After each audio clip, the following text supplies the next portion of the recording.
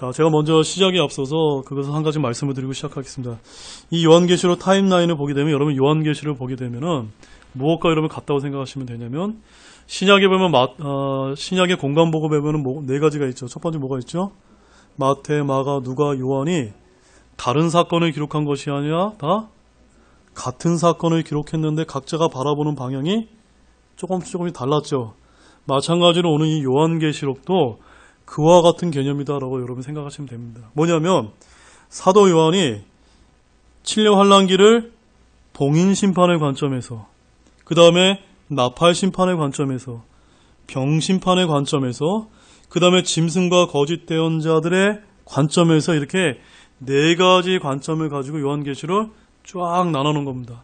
저와 여러분들이 보기에는 좀 복잡하게 보이지만 그런 네 가지 관점들을 이해하면서 말씀을 공부하면은 이제 요한계시록이 이런 체계로 갖춰져 있구나 라는 거 여러분 좀 이해할 수가 있습니다. 자, 오늘은 요한계시록 7번째 말씀으로 이제 7째 봉인 중에서도 첫 번째에서 네 번째 나팔 심판까지 다루겠는데요. 자, 여러분 8장을 한번 눈으로 한번 보십시오. 8장 소제목에 7째 봉인이 나오고, 그 다음에 7절 앞부분에 보면 7 나팔 심판이 하게 되면서 첫째, 둘째, 셋째, 넷째까지 이제 천사가 나팔을 부는 것까지 이제 8장에 기록이 되어 있습니다. 그 다음에 9장 1절에는 누가 등장하죠? 5째 천사가 등장하고, 그 다음에 이제 10장을 보게 되면, 10장 한번 눈 한번 보세요. 10장부터 11장 14절까지 보세요.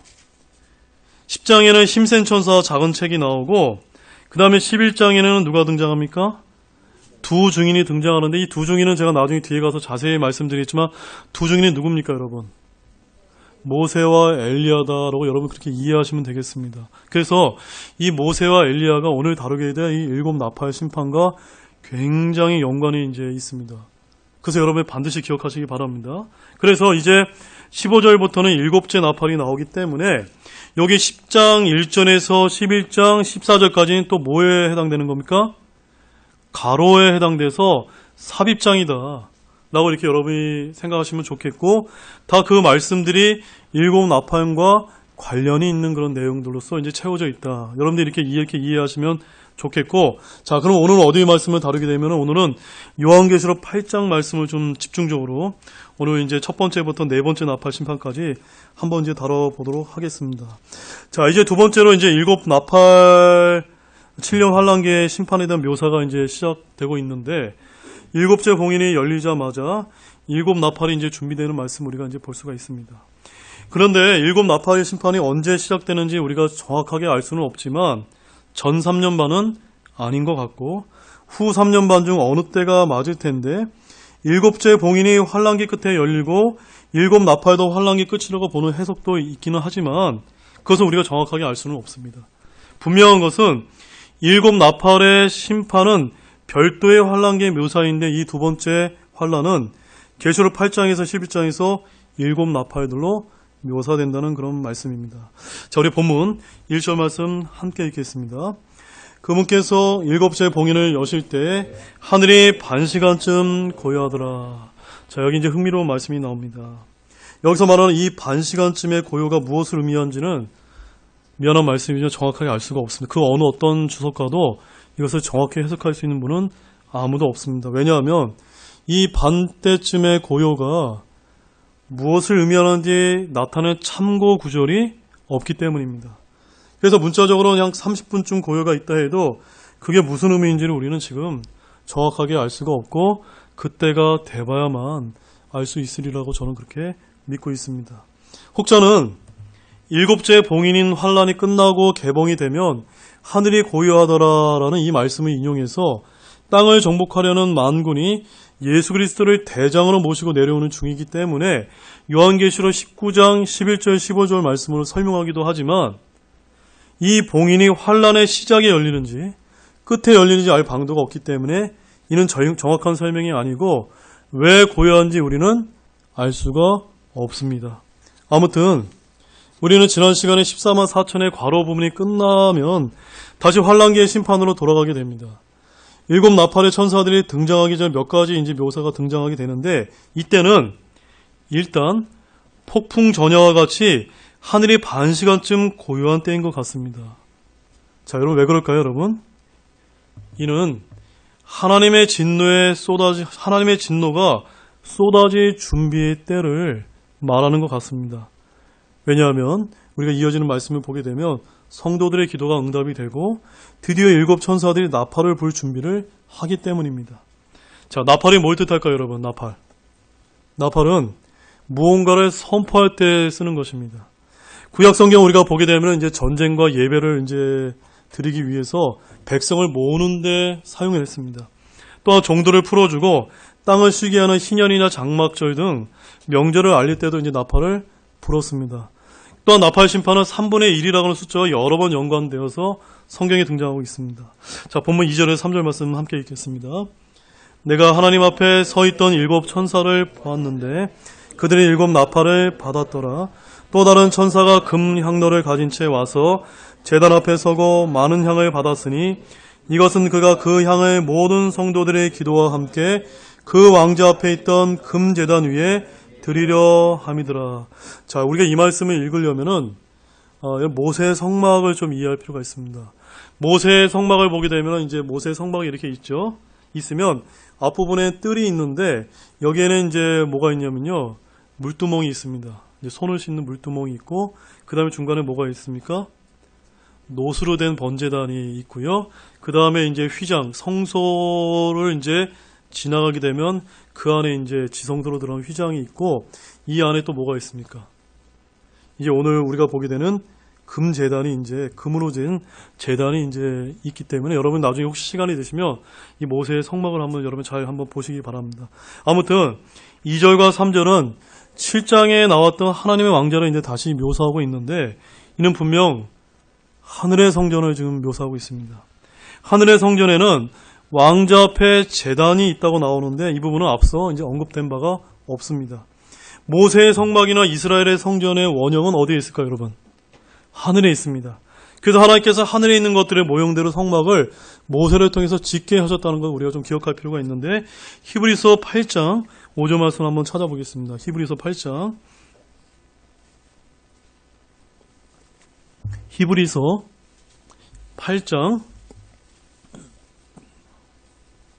5절 말씀입니다.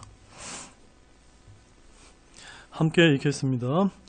이 제사장들은 모세가 성막을 만들려 할 때 하나님께 권고받은 바와 같이 하늘에 있는 것들의 본보기와 그림자를 섬기나니 그분께서 이르시되 너는 조심하여 산에서 내게 보여준 양식대로 모든 것을 만들라 하시니라.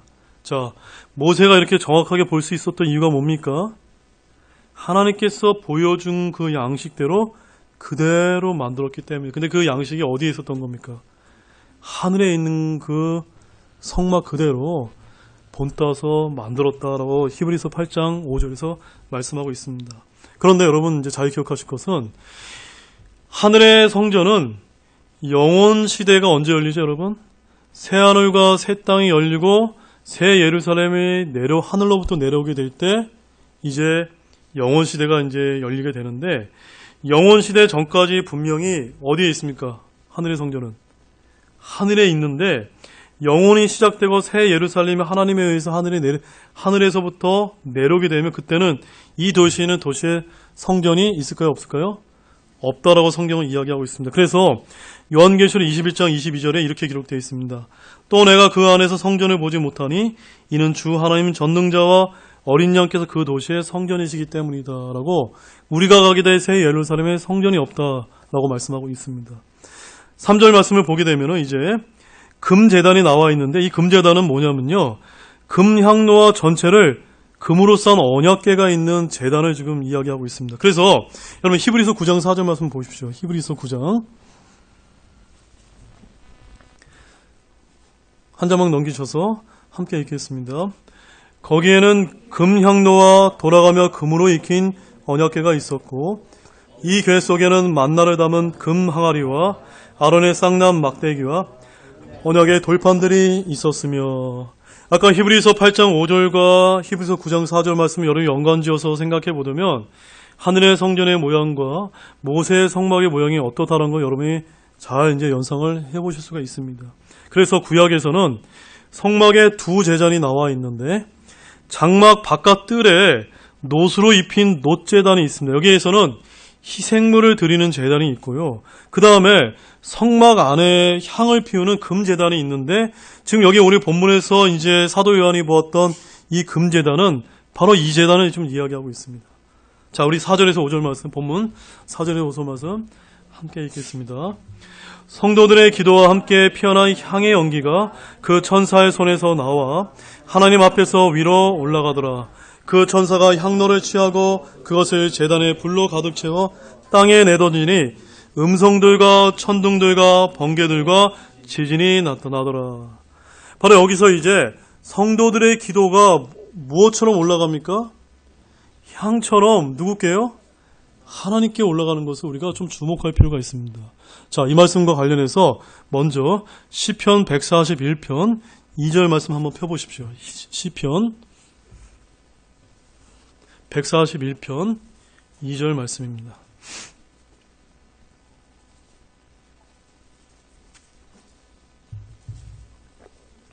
시편 141편 2절 찾으셨으면 같이 함께 읽겠습니다. 나의 기도가 주 앞에 향같이 놓이게 하시며 나의 손을 들어 올림이 저녁 희생물같이 놓이게 하소서. 기도가 어떻게 같이 올라간다고요? 향같이 이제 하나님 앞에 올라간다는 겁니다. 그 다음에 누가복음 1장 10절 말씀도 한번 보십시오. 누가복음 1장 10절 말씀.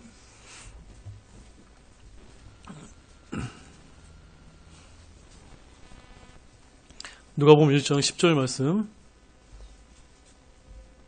함께 읽겠습니다. 백성의 온 무리는 분향하는 시간에 밖에서 기도하라.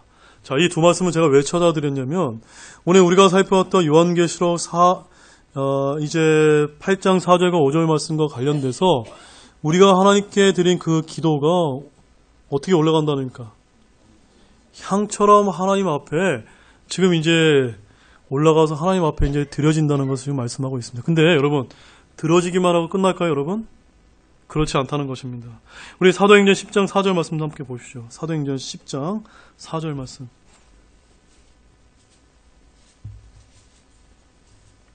사도행전 10장 4절 말씀 함께 있습니다. 그가 그를 바라보고 두려워하여 이르되 주여 무슨 일이니까 하니 그가 그에게 이르되 내 기도와 내 구제가 올라와 하나님 앞에서 기억되었은즉. 자, 이제 저를 한번 봐주십시오. 성도들의 기도가 향으로 이렇게 올라가서 하나님 앞에 어떻게 됩니까? 기억되어서 상달되었다라는 것을 우리가 이런 말씀을 통해서 좀 볼 필요가 있습니다. 바로 본문 4절과 5절에서 이 성도들의 기도는 어떤 기도냐면요, 우리가 지난주에 살펴봤던 7년 환란기 때 그 극심한 환란을 겪었던 환란 성도들의 기도가 하나님 앞에 올려져서 하나님께 기억되었음을 이제 보여주는 것이고, 기억되었을 뿐만이 아니라 이제 하나님께서 어떻게 하시려고 준비하십니까? 응답되려고 이제 준비되고 있는 것이 본문에서 나타나고 있습니다. 자, 어떻게 응답되었습니까? 요한계시록 6장 9절에서 10절 말씀 보시죠. 요한계시록 6장 9절에서 10절 말씀 보십시오.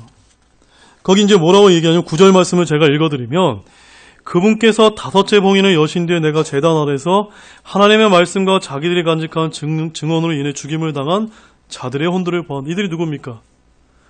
7년 환란기 때 순교당한 환란 성도들을 이야기하는데, 이 환란 성도들이 어떻게 기도하냐면요, 10절 말씀 같이 읽겠습니다. 그들이 큰 음성으로 외쳐 이르되 오 거룩하고 진실하신 주여, 주께서 땅에 거하는 자들을 심판하사 우리 피에 대한 원수를 갚아주지 아니하시느니 얼마나 더 지속되리까 하더라. 이렇게 그들이 기도로 요청했던 것이, 하나님께 요청을 했는데 그때 주님께서 뭐라고 말씀하셨습니까? 아직 때가 되지 않았다라고 하면서 조금 기다리라고 말씀하셨죠. 그런데 그 기도했던 응답이 지금 언제 이루어집니까? 지금 이제 7 나팔의 심판과 함께 응답되고 있음을 보여주고 있습니다. 그래서 그 기도의 응답이 혼이 복수해달라고 하는 기도가 여기 지금 5절 말씀에서 이제 어떻게 이제 응답이 되고 있냐면 제단의 불이 놋제단인지 금제단인지는 모르겠지만 향료에 담긴 이 불이 이 두 제단 중에 하나에서 취해지고 그 다음에 땅에 내에 던지게 되자 무엇이 벌어집니까? 음성들과 청들과 번개들과 지진이 나게 되면서 이제 7 나팔 심판이 본격적으로 이제 시작되는 것을 보여주고 있습니다. 자, 이제 여러분 한번 잠깐 보시죠. 표에 보시게 되면 봉인 심판과 나팔 심판과 병 심판이 나와 있는데 오늘 다루게 될 심판은 나팔 심판을 다루게 되는데 첫 번째 어떤 심판이 나옵니까? 피 섞인 우박과 불이라고 하는 첫째 나팔 심판이 시작됩니다. 자, 6절에서 7절 말씀 본문 읽겠습니다. 7 나팔을 가진 7 천사가 나팔을 불려고 준비하더라.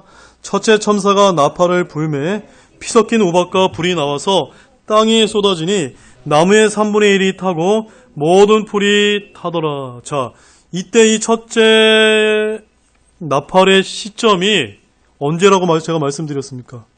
전 3년 반이 아니라 후 3년 반의 어느 때라고 제가 말씀을 드렸다는 걸 여러분이 기억하시기 바랍니다.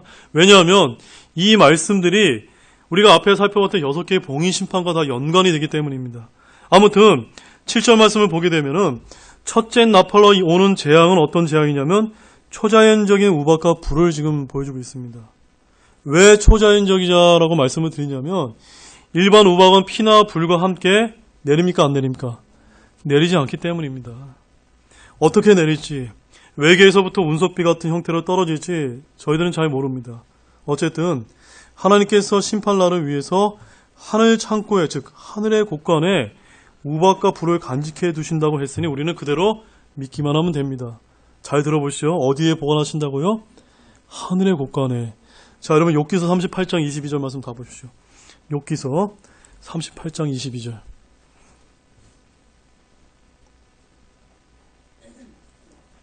욥기서 38장 22절. 네, 찾으셨으면 읽겠습니다. 내가 눈이 있는 곳간에 들어간 적이 있느냐? 혹은 내가 우박이 있는 곳간을 본 적이 있느냐? 여러분 이 말씀 믿어지십니까? 네. 과학자들은 믿지 않을 겁니다. 그러나 하나님께서는 눈과 우박을 따로 보관해 놓으신 창고가 있다라고 말씀하고 있습니다. 그래서 지금 이제 이 첫째 나팔 심판을 하기 위해서 어느 하늘 한 곳간에 우박과 불을 간직해 두고 계십니다. 또한 제가 이제 몇 가지 말씀 제가 더 찾아서 읽어드리겠습니다. 여러분 찾지 마시고 시편 18편 12절 말씀에 보면 그분 앞에 있던 광채로 말미암아 그분의 짙은 구름들과 우박들과 불타는 숫들이 사라졌도다. 시편 105편 32절 말씀에 보면 그분께서 그들에게 비 대신 우박을 주시며 그들의 땅에 타오르는 불을 주셨도다. 시편 148편 8절 말씀을 읽어드리며 불과 우박과 눈과 수증기와 그분의 말씀을 성취하는 폭풍과. 제가 이 말씀 왜 찾아드렸습니까? 불과 우박이 어떻게 함께 등장했기 때문입니다. 다 이런 성경에 나와 있는 이런 말씀들이 다 이 계시록에 있는 사건과 다 연관되어 있다는 것을 말씀을 드리기 위함입니다. 이처럼 피 섞인 우박과 불, 즉 피와 불이 섞인 우박이 내린 사건은 뭐하고 유사하냐면요. 제가 아까 처음에 제가 이 말씀을 시작하면서 누구를 기억하라고 말씀드렸죠? 두 증인을 기억하라고 말씀드렸죠. 두 증인이 누구라고 말씀드렸죠? 모세와 엘리야 중에서 특별히 오늘 이 사건은 이 첫째 나팔에 내리게 되는 이 피 섞인 우박과 불심판은 바로 출애굽 때 모세가 행한 이적 중에 하나와 연관이 되어 있습니다. 그래서 대환란 때 두 증인 중 특별히 모세가 동일한 이적을 행할지 모른다는 것을 말씀을 드립니다. 자, 한번 가보실까요? 출애굽기 9장 23절에서 24절 말씀입니다. 출애굽기 9장 23절 24절 말씀입니다.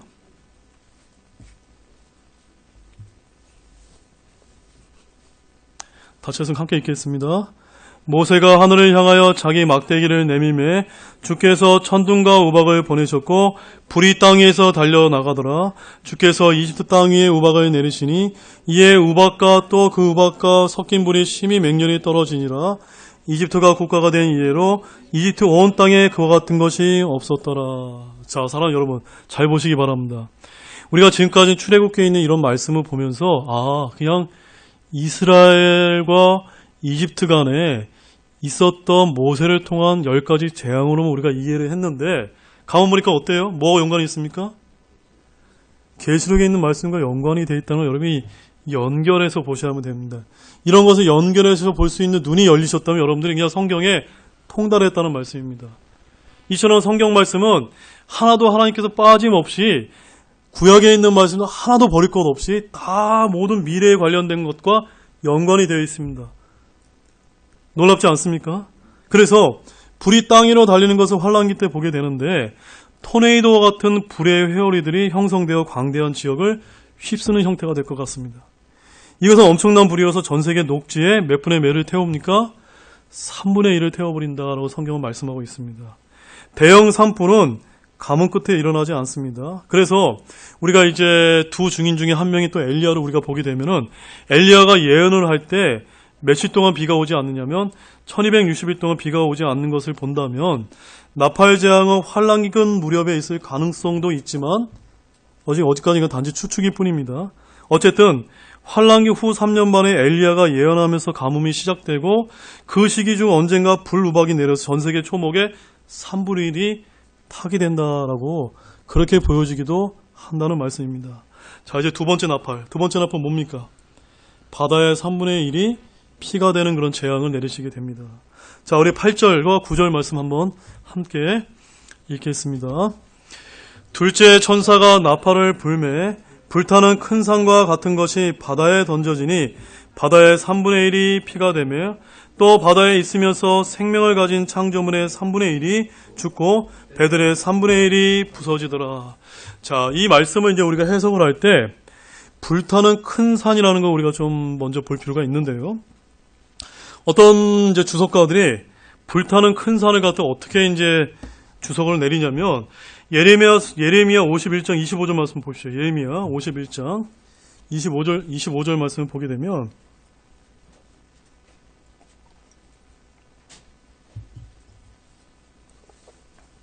예레미야 51장 25절 말씀을 보게 되면 한번 읽어보실까요? 주가 말하노라 오 온 땅을 멸하는 멸망의 산아 보라 내가 너를 대적하노라 내가 내 손을 내 위로 내밀어 너를 바위로부터 굴러내리게 하고 너를 불탄산이 되게 하리니. 자, 이거는 여러분 한번 말씀을 한번 해석해 보십시오. 지금 주님께서 멸망의 산아 땅을 멸하는 멸망의 산아 그다음에 그를 너라고 이제 이야기하시면서 불탄산이 되게 한다. 불탄산이라고 말합니다. 자, 불탄산이 뭘까요, 여러분?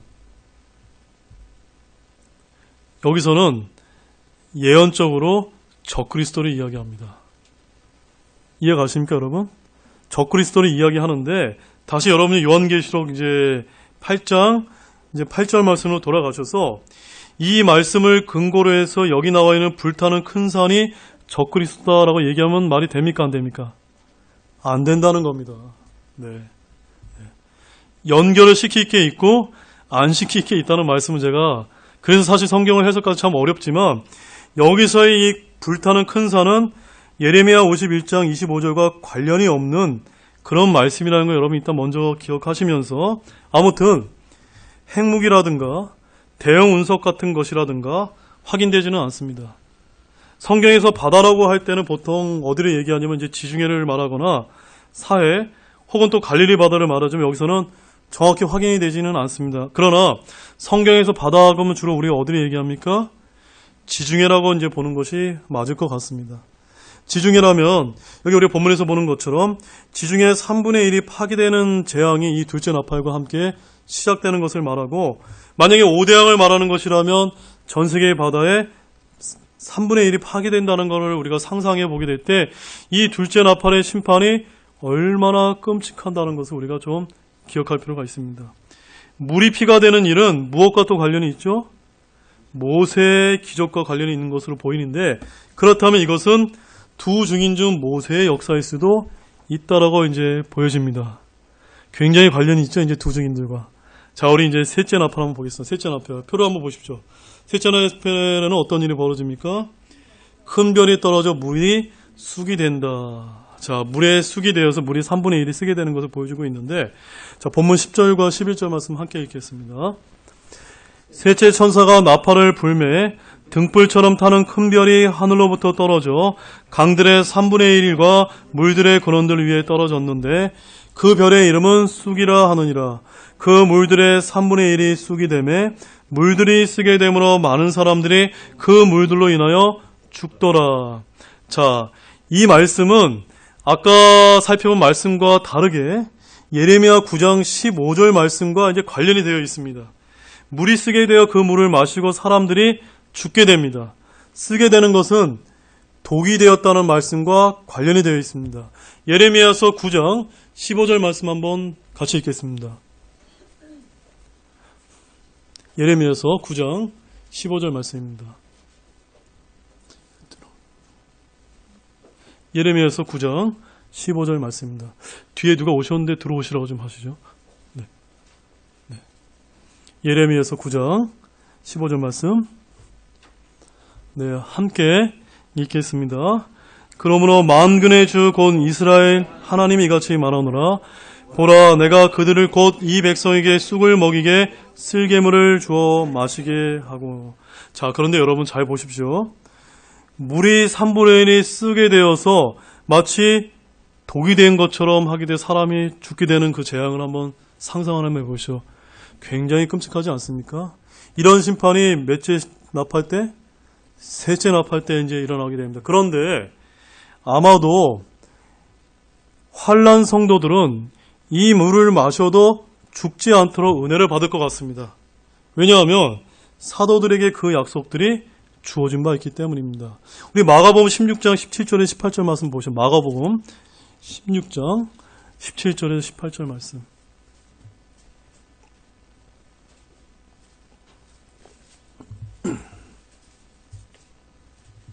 마가복음 16장 17절에서 18절 말씀 읽겠습니다. 믿는 자들에게 이런 표적들이 따르리니 곧 내 이름으로 그들이 마귀들을 내쫓으며 새 언어들로 말하며 뱀들을 집어올리며 어떤 치명적인 것을 마실지라도 해를 받지 아니하며 병든 사람들에게 안수하며 그들이 나으리라 하시더라. 자, 이 말씀 잘 보시기 바랍니다. 사도들의 표적과 기사는 지금 끝났습니까? 안 끝났습니까? 지금 우리가 살고 있는 이 교회 시대는 완전히 끝났습니다. 특별히 언제 끝났습니까? 성경의 신구약이 완성되면서 완전히 끝나게 됐는데 이것이 언제 다시 나타나게 되냐면 7년 환란기 때 바로 유대인들을 향해서 또한 이방인 환란 성도들을 향해서 다시 등장하게 될 것 같습니다. 그래서 지금 시대에는 쉬고 있는데 오늘날 이런 말씀들을 가지고 은사주의를 부리짖는 그런 사역자들이 사도라고 내가 얘기하면서 자칭 사도라고 지금 이 시대에 얘기하면서 이 시대를 재현하기 위해서 무대 세트를 갖추고 쇼를 벌이면서 독을 마시고 죽지 않을 사람이 있을까요? 없을까요? 없다는 말입니다. 굉장히 위험한 일입니다. 그러나 7년 환란기 때 하나님께서 특별히 환란 성도들은 이 쑥이 되는 물로부터 보호받게 되는데 이 말씀은 대언자 엘리사 때 독을 없애는 기적과 영광이 되는 것 같습니다. 자, 열왕기하 4장 41절 말씀 보겠습니다. 열왕기하 4장 41절 말씀. 열왕기하 4장 41절 말씀입니다.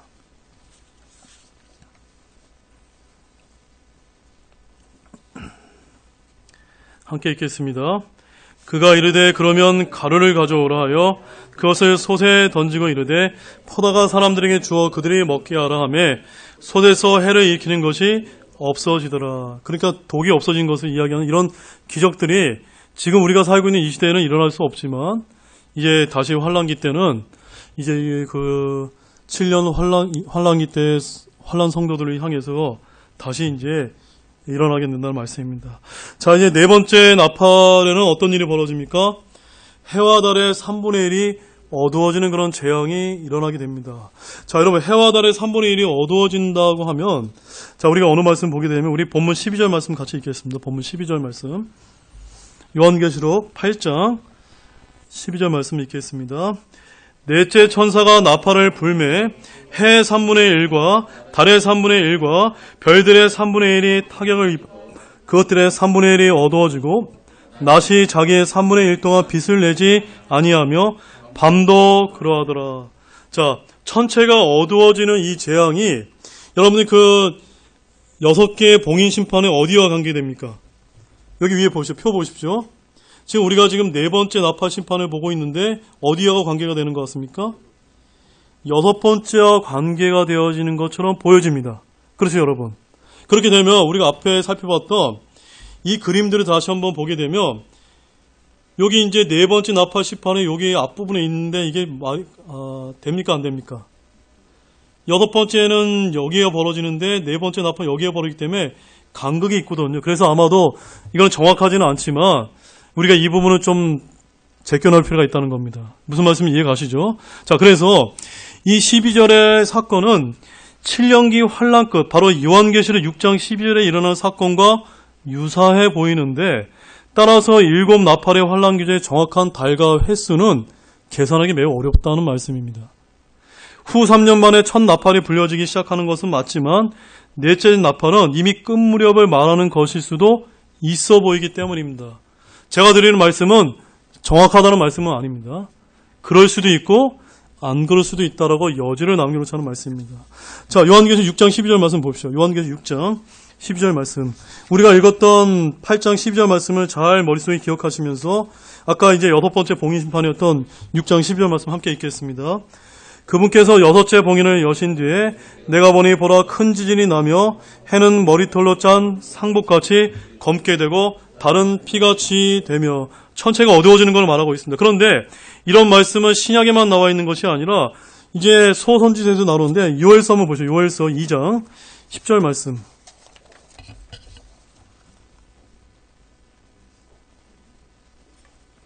요엘서 2장 10절 말씀입니다.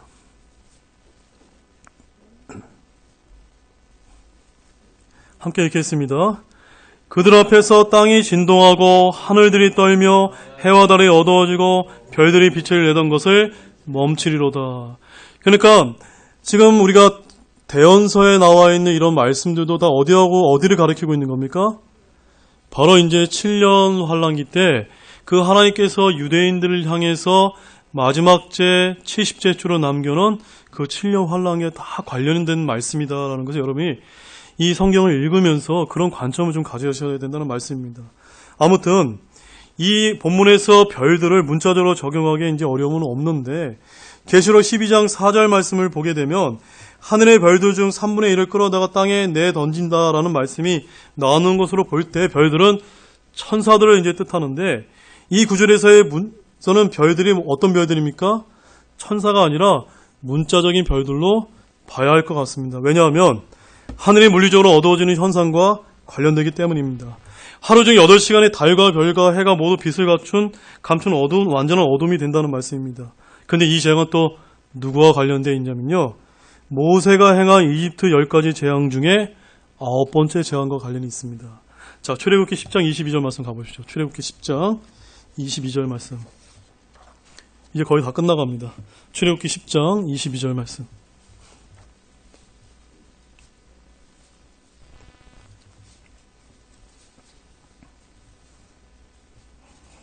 출애굽기 10장 22절 말씀 함께 읽겠습니다. 모세가 하늘을 향하여 자기 손을 내밀매 짙은 어둠이 사흘 동안 이집트 온 땅에 있었으므로. 네. 여러분 놀랍죠, 여러분? 이렇게 하나님의 말씀을 우리가 정확하게 이해를 하려면 구약에 있는 여러 사건들과 신약에 일어날 그 7년 환란기 때 모든 말씀과 다 연결이 되어서 하나님께서 말씀을 계시해주고 있다는 걸 우리가 좀 가질 필요가 있습니다. 자, 이제 본문 마지막 13절 말씀을 이제 읽고 이제 정리를 해보고자 합니다. 요한계시록 8장 13절 말씀입니다. 함께 읽겠습니다. 또 내가 보고 들으니 하늘 한가운데를 가로질러 날아가는 한 천사가 큰 음성으로 이르되 이제 새 천사가 불게 돼 또 다른 나팔 소리들로 인해 땅에 거하는 자들에게 화가 있으리로다 하더라. 자, 이제 여기서 우리가 이제 좀 살펴볼 것은 날아가는 한 천사라고 하는 부분입니다.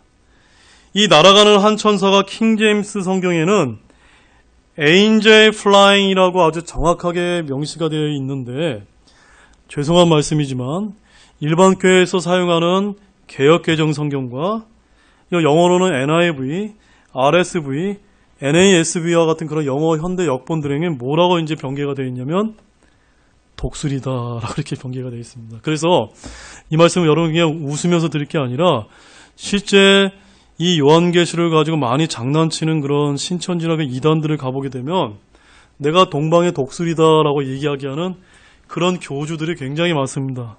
맞습니까? 틀립니까?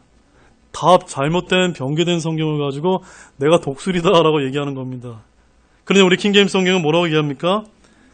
날아가는 한 천사다라고 얘기했는데 이것이 왜 날아가는 천사냐면요. 여러분 이제 요한계시 14장 6절 말씀 보시죠. 요한계시로 14장 6절 말씀을 보시게 되면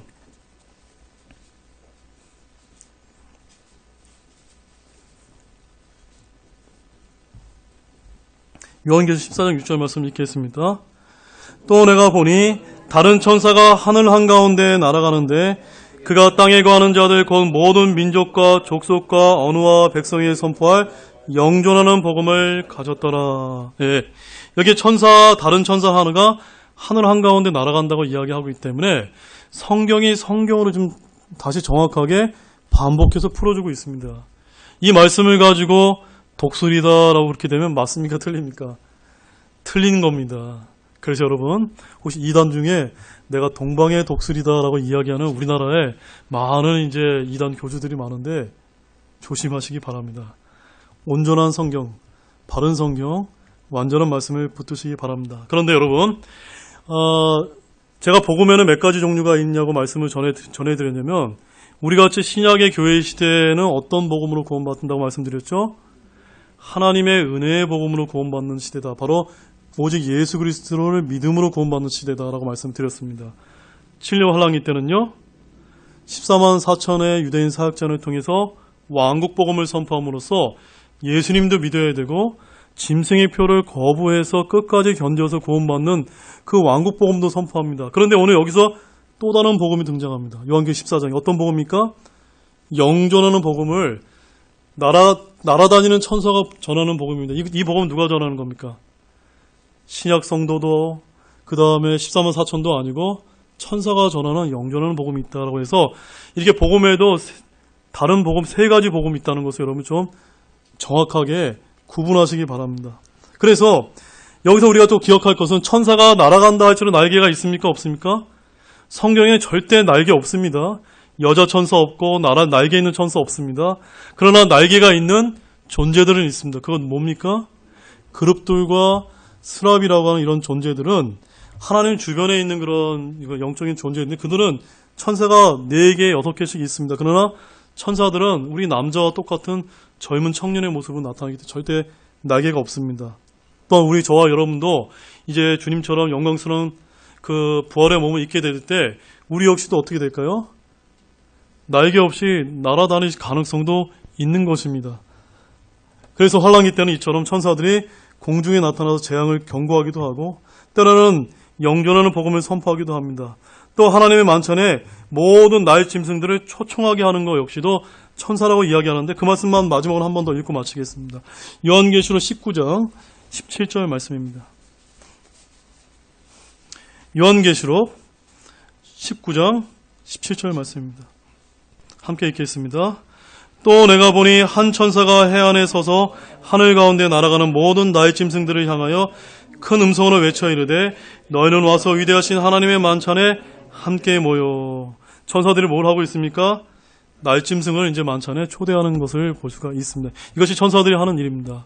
자, 이제 마지막으로 말씀을 정리하면서 우리가 살펴봤던 이 7년 환란기 엄청난 하나님의 재앙으로 심판을 하시지만 이때는 우리가 살고 있는 이 교회 시대와 차이점이 있습니다. 지금 우리가 살고 있는 시대에는 천사들이 공개적으로 활동하지는 않지만 7년 환란기가 펼쳐지게 되면 천사들이 공개적으로 활동하면서 재앙도 선포하게 되고 영전하는 복음도 선포하게 되고 또 환란 성도들을 보호하는 역할도 하는 그런 것들을 우리가 말씀을 통해서 보게 됩니다.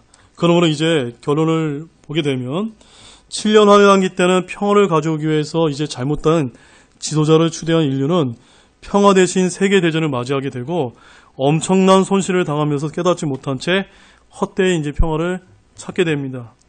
그래서 7년 환란기 중반 이후에 변명할 수 없는 자연의 이런 엄청난 증거들과 재앙을 통해 인류에게 교훈을 주게 될 텐데 우연이라고 핑계치 못하게 하려는 목적이며 이제 그것은 주님의 지상 재림으로 인해서 끝마치게 된다라는 것을 우리가 말씀을 통해서 보시기 바랍니다. 자, 오늘 이제 첫째 나팔 심판에서 넷째 나팔 심판까지 봤는데 다음 시간에는 이제 요한계시록 9장 말씀을 통해서 다섯째 이제 나팔 심판까지의 말씀을 다섯째, 여섯째 나팔 심판까지 살펴보는데 여러분 한번 살펴보시고 오시는 귀한 시간 되시기를 원합니다. 기도하고 마치도록 하겠습니다.